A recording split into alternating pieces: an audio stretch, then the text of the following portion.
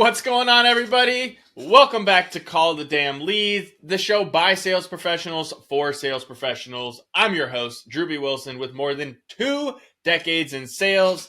I've seen it, heard it, been through some of it, and now I'm bringing it back to you, my favorite people in the world, the sales community, because let's be honest, sales is the greatest job on earth. It literally gives us a chance to live any life that we want to live, to come from any background, no matter what, and create an opportunity to truly make something of ourselves. And along the way, you learn a lot of lessons, you have a lot of fun, you see a lot of things, just like the boys at Farmers say, I know some things because I've seen some things, and that's what this show is all about, bringing those stories, bringing the fun, and really helping you on your journey to being the best sales professional you can be. Today's guest is someone I'm super duper excited to have on personally. He's become a friend over the last few years. He's also an absolute powerhouse when it comes to digital marketing and all things growing your brand. He's my friend, the owner, co-owner, I should say, of Ascenditt Marketing, Mr. Mason Dorner. How are you, brother? Doing great, brother. Thanks for having me on. Of course, man. Thank you for being here with us. I know you're moving and grooving, taking care of business, so super excited you could carve some time out of your day to be here. I want to jump right in, man. Tell me a wild-ass sales story, and I know you got one for us. Sure. I'm going to tell you the story of probably one of the coolest places I ever got a lead.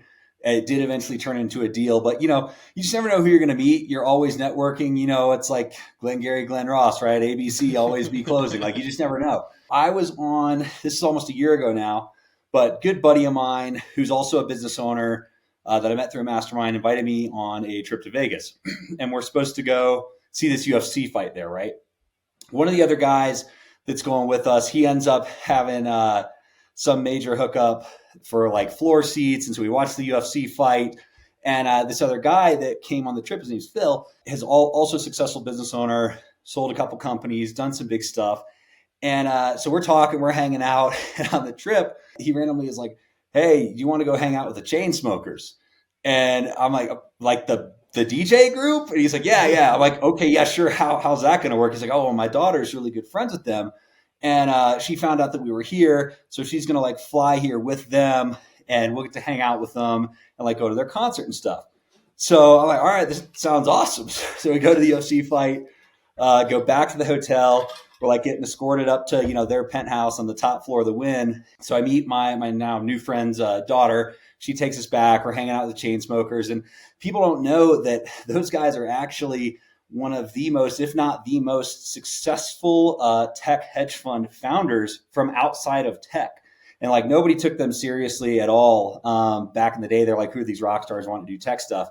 And so we're in their penthouse before their concert. And I'm meeting like multiple CEOs from their companies. There's guys there from Sequoia because Sequoia has put it on their fund. And you would think it's just like a bunch of rock stars partying, but it was actually a bunch of business owners, really high-end business owners that were all hanging out in this room. So we go to the concert with my buddy and his daughter. We're like behind the stage. We get to go in the DJ booth. Super cool experience. But anyway, I end up staying in touch with this guy that I met on the trip, Phil, whose daughter is from the Chainsmokers or whatever. And we've been interacting on LinkedIn for a little while, close to a year. And his daughter is also a very successful model. She's been on like the cover of Harvest Bazaar. She's got a couple of her own companies. And so full circle, as of this month, it's looking like us and his daughter are going to be working together. We're going to be doing the paid ads and the email marketing for her swimwear line. And so that's like this deal came out of a Chainsmokers concert, and it took a year of, kind of nurturing and just putting out content. You never know who's watching either. I didn't know that her or Phil were really paying a ton of attention, her dad, to what I was doing. But over the course of a year of them kind of watching from afar, it was kind of like, okay, this guy kind of has a stuff together and maybe him and his partner can help us. Let's call him, to do business with him. And it came out of partying backstage at a Chainsmokers concert. First of all, Mason, that's friggin' awesome. Second, there's some things I want to unpack there because there's some nuances to that story that I hope that we can elaborate on and they won't go unmissed. Because First, when you get in the right room with the right people and have the right conversations, the right things happen. Like we've heard that phrase, I don't know, you and I have heard that probably 100 times in our lives now. And it's true. It's so true. You had an opportunity, took the opportunity, went and got lucky, let's just call it luck, but luck and preparation, that's kind of one of those things. I forget what the phrase, like, luck occurs when hard work meets preparation. I don't know. Yep. We're going crazy on this one, guys. Just bear with me here. But you were in the room, you're having the conversations, and then it's, hey, would you also like to join me at XYZ? And when someone asks you, hey, would you like to join me for a Chainsmokers thing? Like, I've met a lot of people who kind of like fanboy or fangirl and get weird about, like, oh yeah, I'm going to get in there and try to sell these people. Like, I'm going to get the Chainsmokers to hire me to do their digital marketing or whatever. And it happens in so many situations, but like, I want to stop on that point right there and express the importance of when you're presented with these opportunities, it's very important to treat them as such, because what you just said after that was, hey, the guys from the band, they're very, very successful tech hedge fund investors. And that means you know a little bit about the band, and you knew something far beyond just they're like super famous, which means that you're thinking at a higher level, which another conversation to get into. But getting in the room and being willing to sit back and be cool and meet those people, that's a skill set in itself. So I want to ask you, like, have you ever been in other situations around famous people like that before? Or was that kind of one of those situations where you're like, man, what do I do here? How do I handle myself? No, I have been actually. And yeah, the rule of thumb is just, you got to act like you've been there. And I'll give a lot of credit to my wife. I've worked with a lot of really badass business owners. I've worked with some billionaires, some like Silicon Valley royalty that I can't say their name on here, but my wife has worked with even higher level people on a more consistent basis. So like, she has worked with like the CFO of Walmart, CFO at Disney, people that sold software companies for $500 million, the largest donor to Florida State University. Like, it's because she was an interior designer for like the wealthiest of the wealthy. So she was in these people's homes, around them all the time. We would get invited to their houses or to do the final walkthrough. I'd get to tag along. We became friends with a lot of these people too. They're awesome folks. And so we got these opportunities to spend time around people of that caliber on a pretty consistent basis. And so that was something that her and her mom, they ran the business together, kind of helped me learn. Not that I was like nerding out over these people to begin with, but that was their whole world that they did business in. And so I got a lot of opportunity to be around these high level people and practice just how to be cool, how to carry conversation, what to ask about, what not to ask about. And so for me, I'd had years of kind of practice. Again, a lot of these folks aren't household names, but they're up there. Some of them are household names. There's like, again, not gonna say names, some game show hosts and stuff like that that you see on TV every day that were their clients and stuff like that. But yeah, I've had the practice through my wife and her network of clients and whatnot. And we've worked with some very high caliber people too, and gotten to spend time around. We've done a bunch of campaigns with different influencers, different athletes. You're not going to say names. If you want to know who they are, you can go on my website. There's a list of them there. So yeah, we've gotten a lot of exposure to these type of people, and you got to act like you've been there. You got to act like you're on their level. Like, if you nerd out, they're going to take a picture with you. They're going to shake your hand. They'll be cool, but they ain't never going to take you seriously after that. And that's why I wanted to ask that question. You absolutely nailed exactly what I was hoping you would do. That's why you're a professional, Mason. But I've had also the pleasure of getting around some what you would consider, more well-known individuals, some people that have that fame, that following, and it's so important that you treat it respectfully. In my opinion, they're just people. And so they just want to be treated like people most of the time. Some of them have a bit of an ego, whatever, but like most of them, especially the super successful, they're just people and they want to be treated like that. But I really appreciate how you mentioned that it is important to kind of be able to carry conversation, to just be, caring. And to me, it's just like sales. If you're going to hop on a sales call with someone you don't know, what are you going to do? You're going to ask questions. You're going to get to know them. You're going to try to build rapport and be genuine, the same way that you would or should in these situations of meeting high caliber people. So thank you for sharing that. Second part of that I want to unpack there, the long-term follow-up. I love long-term follow-up. Like, that's my jam. That's one of the things that I absolutely nerd out on, is the building of relationships over a period of time, because within sales, on average, most industries on my judgment have about a 3 to 6 month buying window or a sales timeline. Do you think that's a pretty fair estimate? Yeah, I think so. It varies depending on the type of lead and the type of business, obviously. We have leads that come in that are referrals and they close inside of 30 days. And then there's people that I meet one time and it's not the right time and I'm not selling anything to them. It's just a relationship. But then a year down the road when they need our service, our marketing services, they call us. So yeah, it varies a lot, and it is important to maintain relationships and kind of work your system, work your steps for a long time. And at least for me, because I'm not a sales guy by trade. I'm a marketer by trade that has learned sales because I understand the importance of it. My business partner is a salesperson by trade, so we got marketing and sales in the same company, and that's how we used to balance each other out. He's become a badass marketer. I've become a pretty badass salesperson in my own right, learning from him. Yeah, it's important to keep that long term and keep that consistency. Which for me, these relationships I'm talking about, I didn't go in trying to sell to anybody. Like this was like a guy's trip, but it was all successful, established guys, all business owners. It was a little bit expensive, but I'm like, this is A, it's going to be fun, but B, like, this is a high quality group of people to be around, and you just don't know what's going to happen. So I didn't go in with an agenda. It's not like I was calling, hey, can I market your shit? Like it was just consistently posting on social media, commenting back, a few messages back and forth, just relationship building with zero agenda. I had no intention when I went on that trip to do business with anyone on it, but you put yourself in the right rooms, you represent yourself and put your brand out there consistently in a consistent format. People learn to know, like, and trust you. And then when they do need your service, you're top of mind. I love that. So let's dive into social media, right? That's how you and I actually met, was through social media. We ended up working together through social media. So we can talk to the power of it, obviously between the two of us. For those who are still maybe a little hesitant or nervous on social media, in my opinion, there's two sides of it, right? There's the organic side, which is what you're talking about, where they were following the content that you were putting out and that you were just consistently sharing and making people know that you were someone who was in this field and could be trusted to do the process. And then there's really what you guys are kind of specialists in is also the paid advertising side, which is, hey man, if you put $1 in, can you, it's kind of like that. Some people call it gambling, but to me, there's also skilled gambling. That's why people play blackjack, because they feel like they can, better the odds for themselves, which, I mean, having worked with you, I know you're one of those guys. I won't say that you can count cards necessarily, but you may know a trick or two when it comes to the back end of the game. So how has social media in your journey been part of your business growth, and how do you really use it to grow your brand, both from the organic side and from the paid side? Because I'm sure there's a lot of value they can get from both of those. Yeah, absolutely. And I wouldn't call it gambling. I call it stock trading.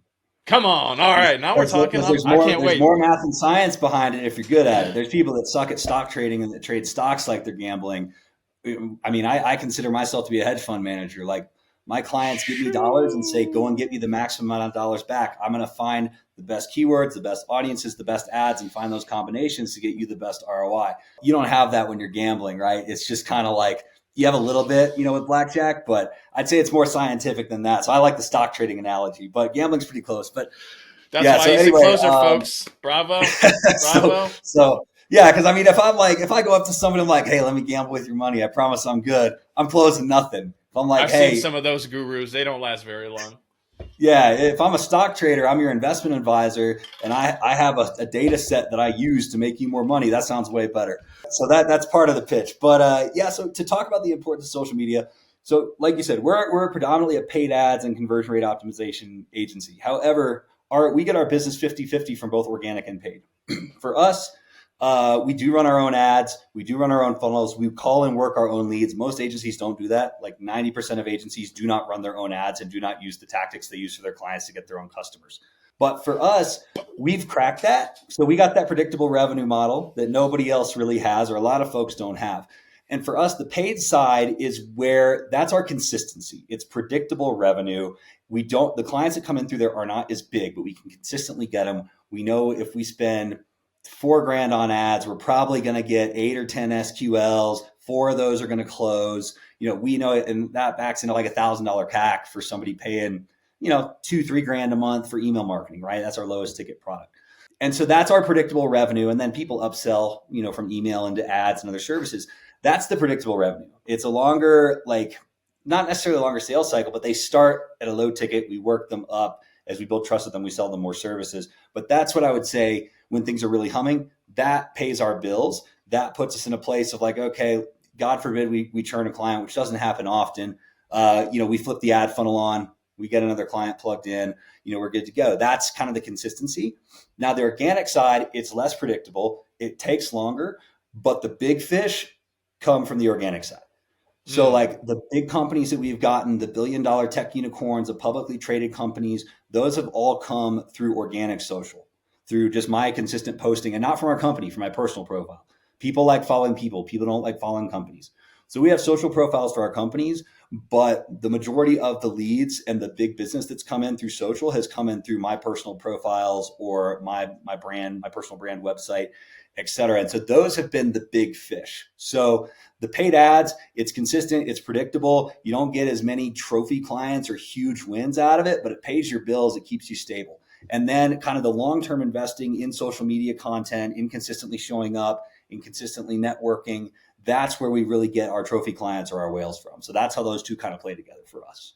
Man, thank you for breaking that down so cleanly for everyone, because it is something that, when you're working with new entrepreneurs and small businesses and startups, there's always that, well, where do I invest? What do I get first? Do I go spend money on marketing, or do I, build on my organic team? And there's no right, wrong answer for anyone. It's really situational. And as you said, it comes down to a science and just understanding what's worked in the past, what you can kind of roughly guess is going to happen with the results of, what you put in now, and then having a little bit of the special sauce that you and the team over at Ascenditt have that can help you step above what's going to happen and be coming. Because when you know what trends to watch for, again, it's a little more predictable than just being like, well, let's just go throw a bunch of money at the casino and see what happens if we bet on black. So I also love that you said, the paid ad for you guys is more the predictable model, where organic, a little more random. However, those tend to be the bigger, better clients because it's more relationship based. And that to me is what I really want the listener, especially to take away from this episode, is that sales, calling the damn leads, it all comes back to both. You have to do the marketing and you have to have the sales and follow up, because people do business with people, just like Mason said. Yeah, they're going to watch your brand. They're going to check out your reviews. That's all an important part of the recipe. But at the heart of it, that big old chunk of steak, unless you're a vegan, let's just call it a portobello mushroom, whatever you're into, right? I'm not trying to judge. I'm just saying that what's the big meat of the meal is that relationship. And Mason, you do an amazing job of putting out great organic content. You're always helping people. I mean, heck, you get paid top dollar, and you took some time out of your day to be here on this call. So we're super grateful for that. I want to ask you, along the way, you said early on you were a great marketer who learned to be a great sales professional. What would you say, if you had to pick one, is like your sales superpower, or kind of like your secret weapon? Man, that's a good question. I haven't ever thought about that before, to be honest. I think I would say the superpower is honestly a really strong resume for me. You can't fake the credentials and the accomplishments that I have. Like when I tell somebody I've managed $100 million in paid ads, I've done $1 billion in online sales. I was the head of paid ads for Disney World. I was the head of marketing for the first ever $1 billion tech unicorn to come out of Orlando. You rattle off those 5 things, instant authority. And that makes selling a lot easier, because I'm not the most warm, fuzzy, type person. I've worked on that. And so I've leaned more on like, here's my rap sheet, here's my stats. So then there's instant trust and people are willing to listen. And so it's allowed me to not have to be as warm and fuzzy, which, hey, if you got that skill, my partner has that skill, man. He can make friends with anybody. That's not me. And I also think you got to develop a sales strategy and a pitch that plays to your strengths, and plays to your personality. Trying to force something that's just not you is ultimately going to come off super inauthentic. So I have a really good stat sheet. And then I'm very direct and I'm very honest with people, and I can give them really good in-depth technical answers, like on the fly, because I know it that well. And so that builds trust with people. And also, if it's not a good fit, I'll be very honest with people about challenges. If they're like, how certain are you on this project? Or like, where are the potholes? Like, so there are a lot of agency owners out there that will say yes, they're just yes men. They will do anything to close a deal, even if they know that ultimately this project's probably going to fail. But if I get them for a few months and I get their retainer, I'm still getting paid. So who cares? Or people that will take, the person will be like, oh, I've only got $5,000 to spend. They'll be like, great, pay me 4, we'll spend 1 on ads. It's totally going to work. It's not going to work. You got to get a 5X return just to break even. But people do that all the time. So just honesty. I would rather walk away from a deal or tell someone straight up, hey, and I've done this. This is going to be really hard. We've never worked in this niche before. We've never worked on this type of product. Here's the potholes I see. Now, if you know that and you still want to move forward, we're up for it. If anyone can crack it, it's us. But I want you to know these are the risks I see. And people appreciate that. And I've had people still say yes after that. I've also had some say, okay, yeah, sounds like not a good fit. And they've come back 6 months later with their next project, next company, whatever. And we've still gotten business out of it. And I can 100% personally attest to that, because when I started running my stuff, I went and I came to you guys and I'm like, all right, here's what I'm doing. And to me, I'm like, I don't know what I'm doing. Like, hopefully this is all right. And you're like, you're doing pretty good.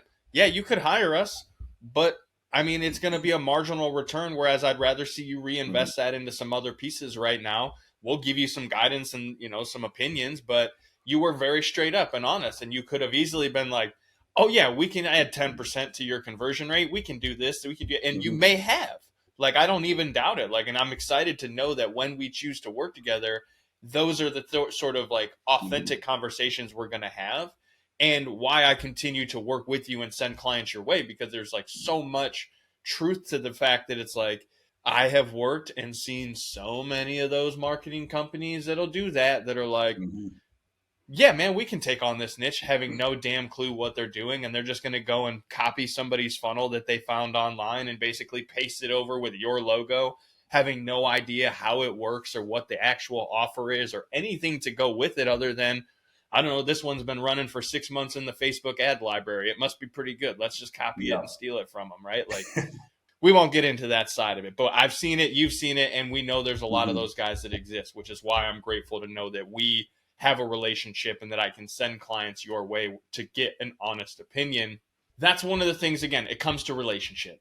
You have shown time and time again, not just through your credentials and your stat sheet, but like watching you on social media, seeing how you interact with people, being in the room at, other mastermind events and seeing how you're just like, yeah, man, I'll give you the recipe, bro. I don't have to sell you anything. I'll just give it to you. And then when you're ready, you come hire us to take that off your plate, because it is a lot of work. There is more to it than just throwing up a Facebook ad and being like, cool, $50 a day, let's get paid. It ain't like that. Yeah, and that also, you've touched on a good point there about, we'll give you the recipe, and then if you want us to do it, cool. If you want to do it yourself, that's great too. That's why our offer is doing audits for free. I audit people's accounts, and I know if you let me audit your account, our audits have an 80% failure rate. So I know if you let me take a look and you let me poke around, there's an 80% chance that whoever's running your stuff for you is going to fail by our standards. So that right there, that's an easy argument to make for a switch. And then also you're walking away with a piece of value. Like, I'm giving you a checklist, whether you do our email audit or our ads audit, you're walking away with a 100+ point checklist of the good, bad, and ugly in your account. And if you want to implement that yourself, you are more than welcome to do that. Most business owners, though, are too busy to do that. There's some guys like you, who are ninjas and are just already have a background in this stuff, are really smart and can take it and run with it. Most people, though, are like, oh man, I could do this. The instructions are pretty straightforward, but I got a business to run. I trust that what you guys said is correct because you've shown it to me. You guys just go ahead and do it. So giving stuff away for free and providing value for free usually works out pretty well. And even in the case where somebody is like, yeah, I'm going to do it myself, you've still built trust and rapport with that person. You don't know who they know, who they're going to send your way, when their project's going to get bigger to where they're like, no, I do want to turn this over now. So there's no downside to giving away the recipe. The people that hoard secrets are really kind of selling themselves short. Ooh, dropping some game on them today, my friend. Well, here's the deal, Mason. Again, I'm truly grateful to call you a friend, to know that we're working together, and to have you on the show. Normally, these are like 20 minutes long. We're getting close to 30, so I appreciate you taking some extra time out of your day to share the recipe, not just with us today, but with everyone that's going to reach out to you after this to get that audit, because there's so much growth and opportunity to see what's going to come from here. And so what I'd love to find out for sure is if someone is interested in that audit, and they're like, hey, I'm building, a business, and I want to know, is my campaign working? Is the guy that's charging me $5,000 a month for ads like screwing me over? You will give them a 100% straight shooting answer. What's the best way for them to come and reach out to you so that they can get a hold of you and go through that process? Yeah, so the best way to get access to either of the audits is to go to masondorner.com. You'll see right in the header, there's a button that says get a free marketing audit. And then we can do 2 different audits. If you want your paid ads audited, that's a section that you can click on. Also, if you want email or SMS marketing audited, that's just for e-commerce. The ads, we do more stuff. We do SaaS, e-com, and home services. The email marketing is just e-commerce. Again, we want to focus on what we're good at. So those are the 2 audits. And again, on masondorner.com, fill out the form. We'll audit your stuff for free. You'll have a whole checklist and a whole report out back within about 2-3 days usually. And then if you want to review it live, we'll sit, either myself, my partner, or our chief email strategist will sit down with you and break down the results for you. I love it, man. And that's about simplicity, right? Make it easy on your people. They'll come and find you, and then they'll have the option of whether or not they want to do business with you. And again, having gone through that audit personally, seeing the results of just the little things that you gave me the advice and guidance on, didn't even ask me for $1, just said, hey, man, here's what we would do. Go do it. I did it. 10% increase in the first 30 days. So that's my personal vouch.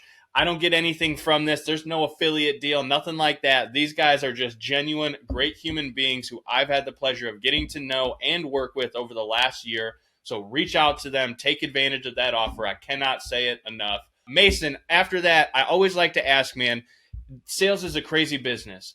People are coming in, they're going out. There's new people coming into this industry every single day because, as I said, it allows you to create an opportunity for yourself, no matter what background you come from, to live an amazing life. And you're a great example of this. So if you can give that new individual one piece of advice on how to absolutely crush it in sales, what would it be?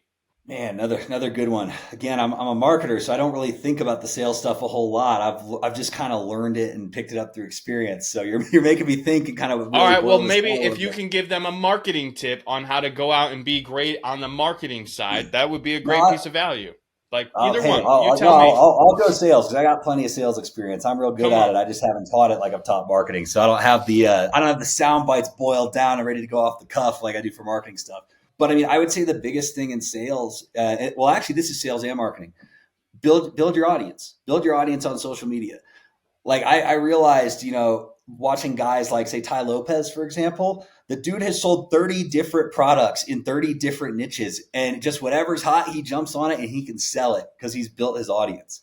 So build that audience, build your profile up on social media, build your following, and then it doesn't matter what you're selling, people will buy it because they know, like, and trust you. So that's my number one sales and marketing tip.